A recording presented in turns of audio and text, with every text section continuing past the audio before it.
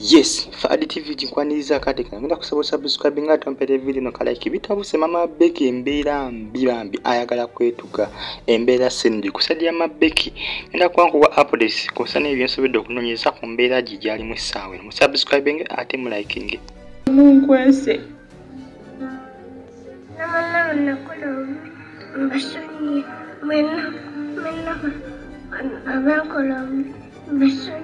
badde njagala ndabe nga bakulu nga nze mbakuziza ekitasobosa olw'obwavu mbadde kanjagala abaana bange bwekiba kisobosa atleast kendyako kampinki baba balyako nsobola natukamu eno embeera nga mbonaabona nabo kasagala balekula sirina kyensobola gamba kuki naye buli muzadde waali fangayo gye wateeka omwana ofengayo olaba omwana waali mu mbeera ki kubanga ke bangi abaana bafudde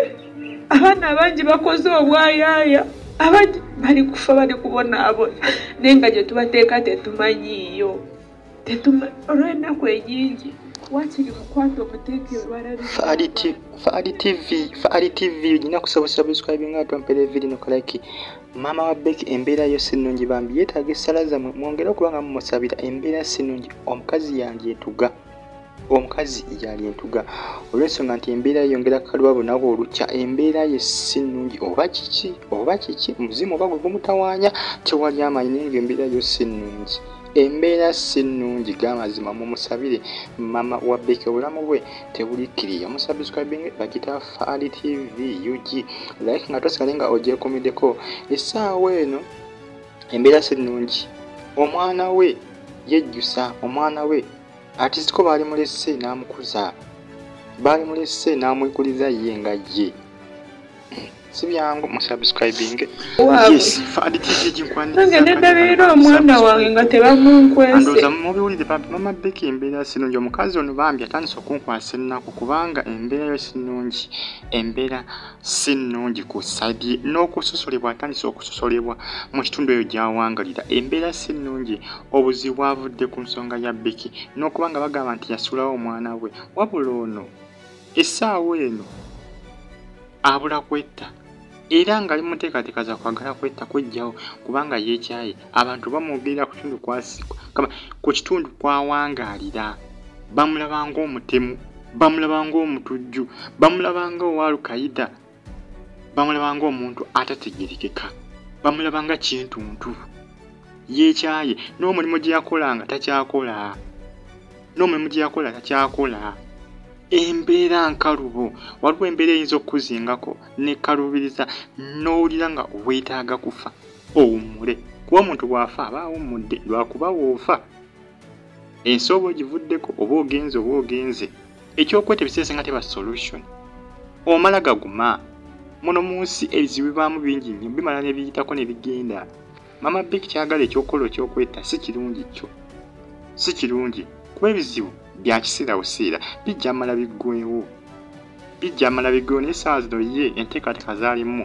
zakwagala kwetta eri ebiseera ebisinga eriyo omuntu ekiseera kituuka ng'ensola beekufundiridde ng'embeera nkalubo ng'obuzibu bungi ng'obulamu bukalubo buli kimu kyokola kitambula buli omu akutaddeko amaaso buli omu akwogerera buli omu ayogera bibye nga omanyi social media naye zajja kati ssaawa eyo ku kitundu gy'awangalira amawulire bagalaba nga gatambula jjukira abamu kati ssaawa zino bagamba nti yaviirako omwana we okulabika nga afa abasinga bwe bagamba kikisinza omumuleetera obuzibu social media zajja buli omu abeera oku n'ayogera kyasanze buli omu ekimuli ku mutima kyayogera oba oli akuvumye oba oli akulangidde oba oli akuwemudde ye tebimukwatako kiri nti kyayogedde ekimuli ku mutima akyogedde goba kikulumiza aba tayagala kumanya nyenza amagezi gempa Mama Becky yandibadde n'aguma bino bijja mala biyiteko bino bya kiseera buseera tebijja kubeerawo mu mwaka ku mwaka tebijja kuwangaala long time bijja kumala biyiteko bibere nga tebikyatraininga ku internet manyi social media zajja ne waliwo amawulire agabeerawo ne gatraining okumala ebbanga ne gamala ne gaggwaako kiba kizibu okubeerako myaka ku myaka bijja mala biggwe naye ekyokwetta si solution newankubadde obulamu n'obulamu tewali omuntu abutambulirako ng'ayita ku museetwe kubaako ensozi n'ebiko kubaako ebikalu n'ebyangu waliwo ebiseera buli muntu watuuka nga ebiseera akaseera nga kazibu ku sayidi ye naye oguma omala gaguma n'olabiraawo nga bikoze eki nga biwedde n'essaawa zino ate bw'ogamba okwetta kiba tekiraga makulu esi ye solution yakuguma kuno ku nsi tewaliwo omuntu ayita ku museetwe gokagoka nedda oyo taliiyo ne waba pulezidenti wa ggwanga era naye abaayo n'ebimunyigiriza ne waba munnaddiini ne waba kabaka waffe wuyo kati embeera sinungi mulwadde kati wabawo ebizibu waliwo ekiseera ekituuka nga kizikalubo ku sayidi yo gwe nga gwe waliwo ekiseera kituuka ng'ate kyangu nnyo ku sayidi yo ng'oyita ku museetwe waliwo ekiseera kituuka ng'oyita ku kasozi kikaseera akazibu ako waliwo ekiseera kituuka ng'oyita ku museetwe kikaseera akangu ebiseera ebyo kati Maama Becky solution yekwagala okwetta nze ndaba